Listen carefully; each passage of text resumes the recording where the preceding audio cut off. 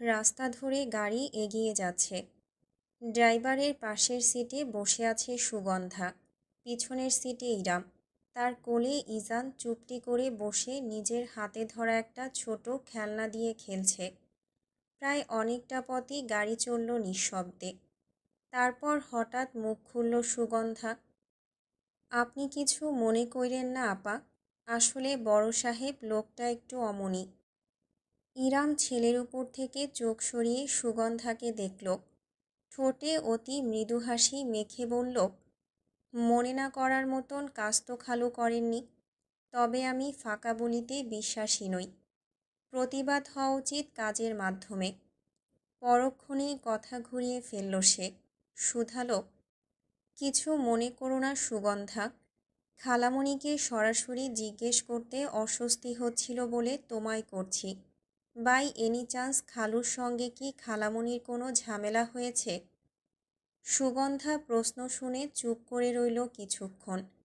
তারপর লুকিং গ্লাসের দিকে তাকিয়ে ইরামের সঙ্গে দৃষ্টি মিলিয়ে জানালো, আপনি বাড়ির মানুষ, আজকে নইলে কালকে এমনিই জানবেন। সত্যিটা হইল গিয়া, আম্মা জানার বড় সাহেবের সম্পর্কটা গত 2 বছর ধইরা ঢিলা দিয়া চলতেছে। আমি অত বেশি কিছু জানি না, কখনো আগবাড়াই জিজ্ঞেস করতে চাই নাই। কিন্তু 1 বছর হইল বড় সাহেব বাড়িতে থাকেন না, আলাদা থাকেন। ব্যবসার কাজে এদিক সেদিক, সেপারেশন টাইপ। কেন কি এত কিছু ঘাটি নাই। ভাইজান সারিকা আপা কখনো এই বিষয় নিয়ে কথা বলতে ইচ্ছুক হয় নাই। ব্যাপারটা ধোঁয়াশা।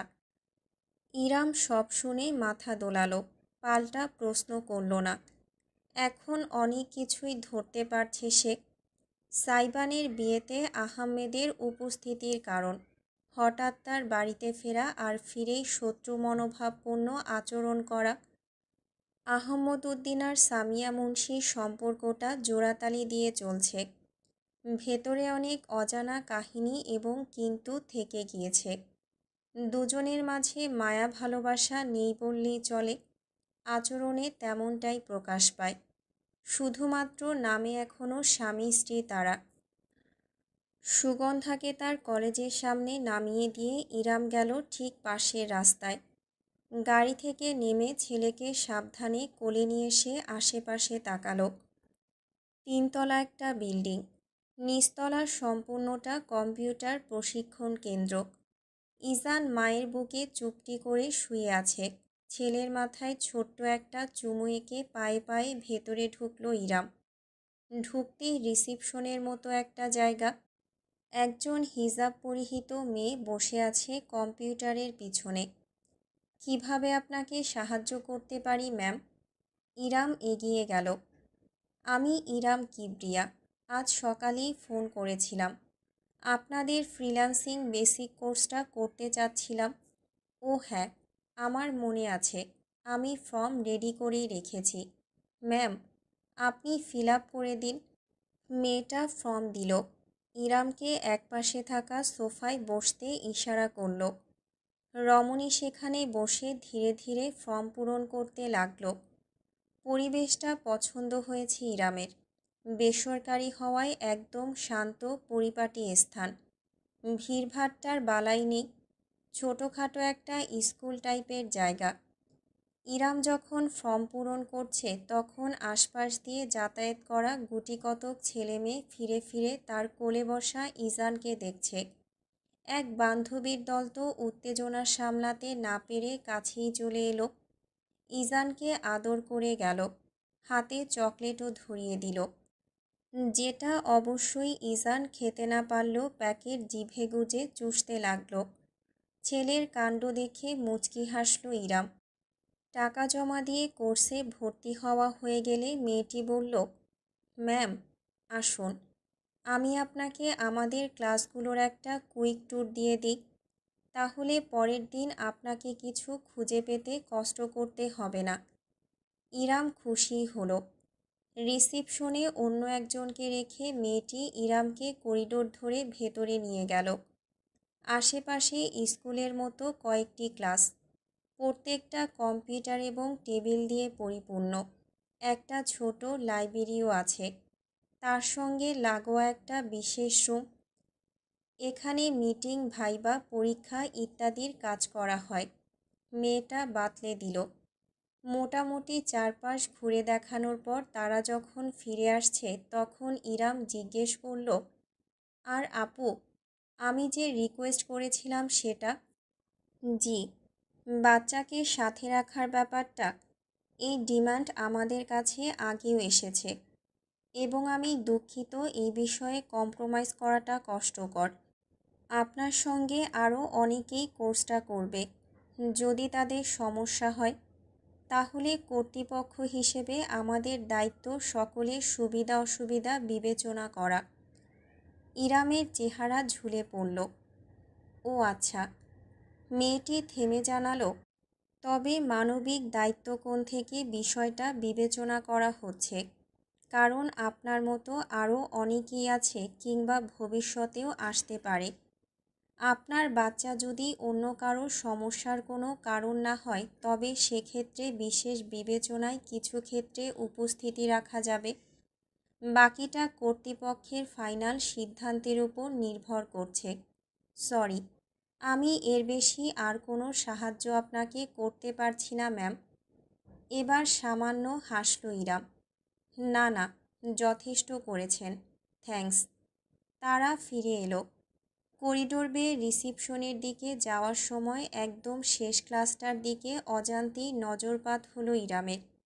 বেশ কয়েকজন ছেলে মেয়ে কম্পিউটারের সামনে বসে আছে, আর একদম সামনে ডায়াসের উপর দাঁড়িয়ে ডিজিটাল বোর্ডে কিছু একটা বুঝিয়ে যাচ্ছেন শিক্ষক।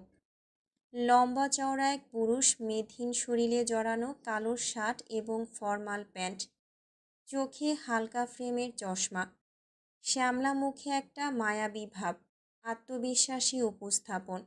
হাত নেড়ে সে বুঝিয়ে যাচ্ছে, জেন্টেলম্যান অ্যান্ড লেডিস, আপনাদের আর্টিকেল ফিনিশ করার আর ঠিক 2 মিনিট বাকি আছে। আমি উপদেশ দেব আপনারা পয়েন্টসগুলোর ওপর ফোকাস করুন। সুন্দর লেখা এআইও লিখতে পারে। আপনাদের মনে রাখতে হবে, অনন্য হতে হবে নিজের স্বকীয়তায়। ওকে? ইরাম থেমে দাঁড়িয়ে খানিকটা সময় নিয়ে দেখল। ক্ষণিকের জন্য মনে হলো এই লোকটাকে সে আগেও কোথাও দেখেছে, কিন্তু কোথায় ঠিক মনে করতে পারল না। তাকে এভাবে তাকিয়ে থাকতে দেখে মেয়েটা পাশ থেকে ঝুঁকে জানালো, উনি আমাদের সবচেয়ে জনপ্রিয় এবং গুণী ট্রেইনার, কায়সান রুশদি। ওনার ইউটিউব চ্যানেলে 1 মিলিয়ন সাবস্ক্রাইবার। সেখানে উনি প্রোগ্রামিং, কম্পিউটার সম্পর্কিত টিউটোরিয়াল ভিডিও দেন। রুশদি, হ্যাঁ। এবার নিশ্চিত সে শোনা শোনা লাগছে, তবে হুট করে কিছুতেই মনে পড়ল না ইরামের সত্যিকার স্মৃতিটুকু। সময় লাগবে। সে যখন দাঁড়িয়ে আছে তখন হঠাৎ করেই ক্লাসের ভেতরে থাকা কায়সান মাথা কাত করে তাকালো। ইরামের সঙ্গে চোখাচোখি হয়ে গেল তার। বিব্রত হয়ে পড়ল ইরাম, আর দাঁড়ালো না। দ্রুত উল্টো ঘুরে ছেলেকে নিয়ে হেঁটে চলে গেল। সে খেয়ালই করল না কায়সানের দৃষ্টি। সে আড়াল হওয়ার আগ পর্যন্ত তাকেই অনুসরণ করে গেল সেই দৃষ্টি। ভর্তির কাজ শেষ হয়ে যাওয়ার পর ইরাম বাইরে চলে এলো। সুগন্ধার পরীক্ষা 40 মিনিটের ছিল। এতক্ষণে হয়ে যাওয়ার কথা। গাড়ি নিয়ে সে যখন সুগন্ধার কলেজ গেটের সামনে অপেক্ষা করছে তখন অদূরে একটা বাইকের উপস্থিতি লক্ষ্য করল। তেমন চোখে পড়ার মতো কিছু নয়। ক্লাসিক লাল কালো হোন্ডা। সেখানে বসে আয়েশ করে বাদাম চিবুচ্ছে একটা ছেলে। আরেকটা ছেলে ঠিক পিছনেই দাঁড়িয়ে সিগারেট টানছে। ছেলে দুটোকে কিছুক্ষণ আগে কম্পিউটার প্রশিক্ষণ কেন্দ্রের সামনেও দাঁড়িয়ে থাকতে দেখেছিল ইরাম। শর্ট টাইম মেমোরি ভীষণ ভালো তার। লং টাইমে ভুলে গেলেও কাছাকাছি সময়ে ঘটা ঘটনা ভালোই মনে থাকে। বাইক চোখে লাগার মতো কিছু না। আশেপাশে কালো সবুজ আরও কিছু বাইক আছে। তবে ইরামের কেন যেন মনে হচ্ছে সে যেখানে যেখানে যাচ্ছে এই বাইকটাও ঠিক সেখানেই যাচ্ছে। নাকি মনের ভুল? দুটো জায়গায় কাকতালীয়ভাবে হয়তো চলে গিয়েছে তারা দুজনেই। তাতেই কি সন্দেহজনক হয়ে গেল? সুগন্ধা চলে আসায় বিষয়টা নিয়ে আর ভাবার সুযোগ হলো না তার। বাড়ির দিকে যাওয়ার সময় বাইকটা ওখানেই থেকে গেল। অনুসরণ করল না বিধায় ইরাম নিশ্চিত হলো সেই বেশি সন্দেহ করছিল। রাত প্রায় 2টা। সাইবানের শো এখন তুঙ্গে। সময় যত বাড়ে তার সঙ্গে পাল্লা দিয়ে বাঁধনহারা হয় মানুষের আত্মা। লাল নীল বাতির ঝলমলে আলোর নিচে কন্ট্রোল প্যানেলে ঝুঁকে বিট ঠিক করছে সাইবান। এক হাতে হেডফোন ধরা কানের কাছে। শরীর দুলে যাচ্ছে তার মিউজিকের সাথে সাথে। ডান্স ফ্লোরে তরুণ তরুণী উচ্ছ্বাসে মত্ত। এদের দেখলে মনে হয় না জীবন নিয়ে বিন্দুমাত্র দুশ্চিন্তা আছে কারো। বেশ কত ক্রমণিত নাচতে নাচতে একেবারে সাইবানের কাছে ঘেঁষে এলো। Hey mister DJ, very handsome. Thanks. পাল্টা হেসে উত্তর করল সাইবান। আরেকজন তো একেবারে গা ঘেঁষে এসে সেলফি তুলে নিয়ে আবেশিত গলায় শুধালো, আজকে শোয়ের পরে ফ্রি আছেন? Wanna have a little drink with me later? সাইবান নিজের বাম হাতটা তুলল। তার অনামিকা একটা সিলভার আংটি জ্বলজ্বল করে উঠল। যদিও আংটিটা কোনো কারণ ছাড়াই আজ পরা হয়েছিল। সে আঙুল দিয়ে সেদিকে নির্দেশ করে বলল, sorry my lady, I have my own lady to drink with. How cute.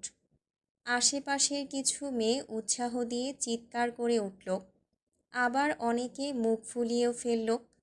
Saiban অবশ্য কারো দিকেই মনোযোগ দিল না। সে মাইক্রোফোনে চেঁচিয়ে উঠল, লেটস গো। তীব্র বিটে কেঁপে কেঁপে উঠতে লাগলো চারপাশ। সবাই উল্লাসে ফেটে পড়ল। মিষ্টি একটা ঘ্রাণে ছেয়ে রইল পরিবেশ। প্রায় ঘেমে গিয়েছে সাইবান। তাই উপর থেকে ব্লেজার খুলে শুধু জ্যাকেটটা পরে কাজে মনোযোগ দিল। কপালে চুলের গোছা লেপ্টে আছে তার। চিকচিক করছে আইব্রো পিয়ার্সিং। সকলে যখন মিউজিকের সঙ্গে প্রায় উন্মত্ত হয়ে উঠেছে, তখনই একেবারে হঠাৎ করে গুঞ্জনের শব্দ ছেয়ে গেল চারপাশে। প্রথমটায় কেউই বুঝতে পারল না কি হয়েছে। ডান্স ফ্লোরের মাঝখান বরাবর একটা ছেলে আরেকটা ছেলের উপর চড়াও হয়েছে। নিচে ফেলে ঘুষি মারছে। আধারি খেলায় বিষয়টা স্পষ্ট নয়। সাইবান ভ্রু কুঁচকে তাকালো। মিউজিকের ভলিউম কমিয়ে এনে হাত তুলে টিমকে ইশারা করল। লাল নীল ডিস্কো লাইট নিভিয়ে উজ্জ্বল বাতি জ্বলে উঠল মুহূর্তেই। সবাই ছড়িয়ে ছিটিয়ে গেল। মারামারি হচ্ছে দুজন ছেলের মাঝে। সাইবান একটা দীর্ঘশ্বাস ফেলল। নতুন কিছু নয়। অ্যালকোহলের প্রভাবে হরহামেশাই শোয়ের মাঝে এমন উদ্ভট কাণ্ডের মোকাবেলা তাকে করতে হয়। তুই আমার ওয়ালেট নিয়েছিস। আরে, আমার বাপকে চিনিস তুই? তোর মতো 14টা পিসকে কিনে ফেলতে পারবো অনায়াসে, আর আমি কিনা তোর ওয়ালেট নেব? ক্রেজি। তাহলে আমার ওয়ালেট কোথায়, চোর কোথাকার? সিকিউরিটি ভিড় ঠেলে এগোতে এগোতে সাইবান এগিয়ে গেল। একটা মেয়ের গায়ে মোক্ষম ধাক্কা লেগেছে দুজনের মারামারির কারণে।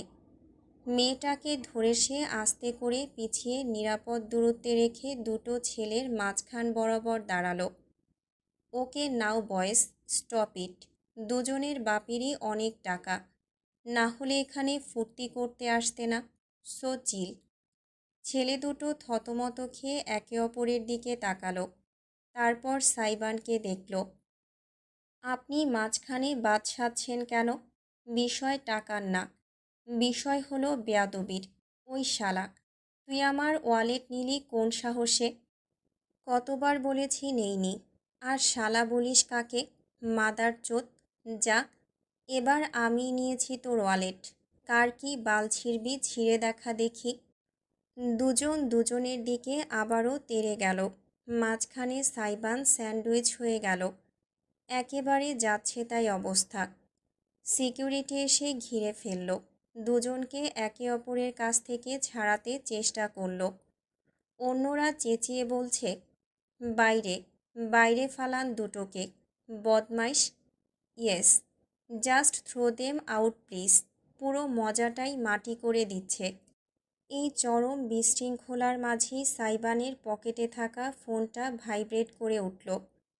জীবনেও এই ফোন সে রিসিভ করবে না। ফোন পুরোপুরি সুইচ অফ করতে ভুলে গিয়েছে, তাই ফোন কেটে বন্ধ করার জন্য হাতে তুলতেই সে থমকে গেল। সিকিউরিটি চেঁচিয়ে তাকে কিছু বলছিল, তবে সে হাত তুলে বলে উঠল, হুশ। তারপরই সকলের উদ্দেশ্যে রীতিমতো গলা ফাটিয়ে হুঙ্কার দিল, everyone shut the fuck up right now. কেউ যদি আগামী 2 মিনিটের মধ্যে একটা টু শব্দ করেছে তো পার্সোনালি তার ভোকাল কর্ডের ক্ষমতা দেখে নেব আমি। তার কণ্ঠস্বরে অদ্ভুতুরে একটা জাদুকরি ক্ষমতা ছিল বোধহয়।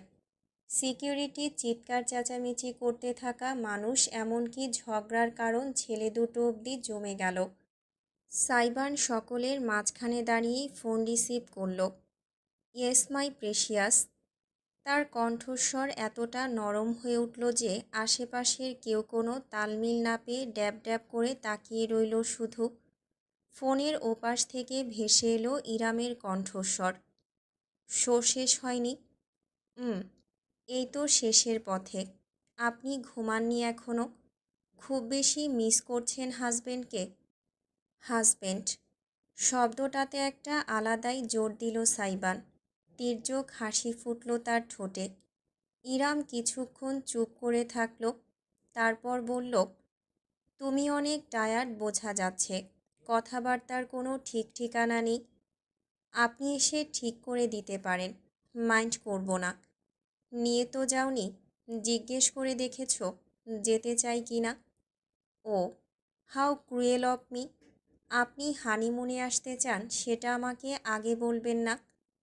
আলাদিন চেহারা দেখা না গেলেও সাইবার নিশ্চিত এখন ফোনের ওপাশে থাকা ইরামের গাল দুটো লালচে হয়ে উঠছে।